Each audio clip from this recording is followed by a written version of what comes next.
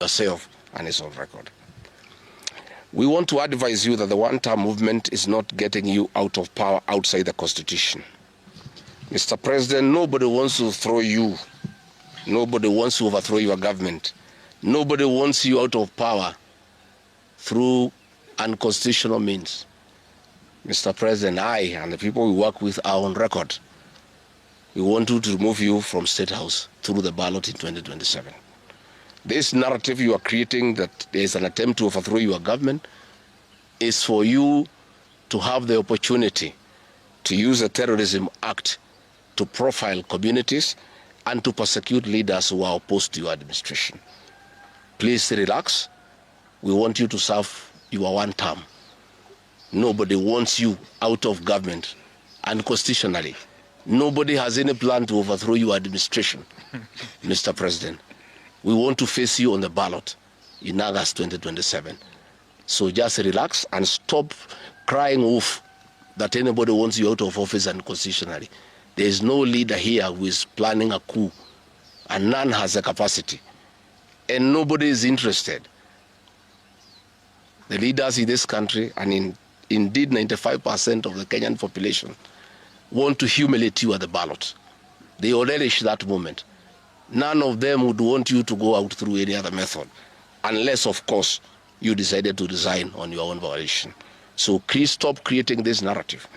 This narrative is to enable you to use anti-terrorism law to persecute leaders and to persecute the Kikuyu community. If you speak out online, Mr. President, you want to use the Terrorism Act to harass people. If you dare challenge your administration, you want to use the Terrorism Act to deal with people who are opposed to your administration. My fellow Kenyans, let us not be deceived. William Ruto has stripped away even the pretense of democracy. What we are witnessing is not the rule of law, but the rule of fear.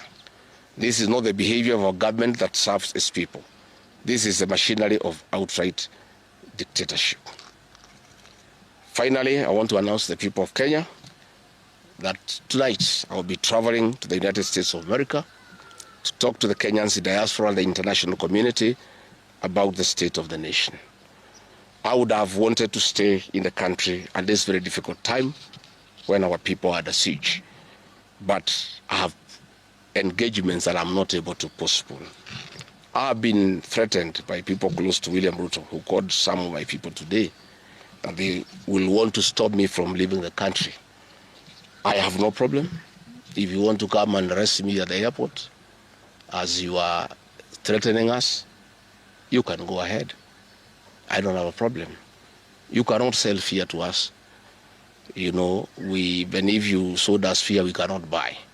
You know, and therefore, as I'm out of the country, unless I'm stopped from going, and if I'm stopped from going, I'm still okay. I'll be here because this is my country.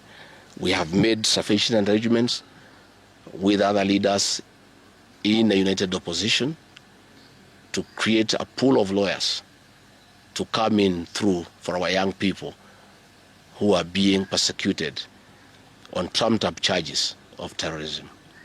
And I want to explain. I have heard the president saying that people have attacked police stations and the law courts. It was all stage managed by the MP for Kikuyu. How do you explain that people can walk into a police station and they are not armed and take over the police station from armed police officers? How do you go to the courts that are guarded by armed police officers and touch them?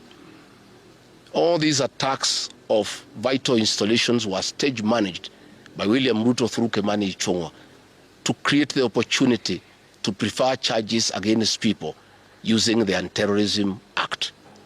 That is the reality. So nobody has attacked any police station. They were all stage managed by government. And what is happening is history is repeating itself. This is exactly what Moi did in the 80s against the Kikuyu community.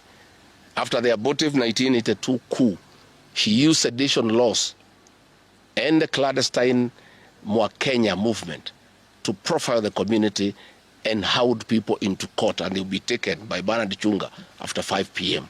This is history repeating itself. I want to ask our people to be calm, to be cautious, and to be strong.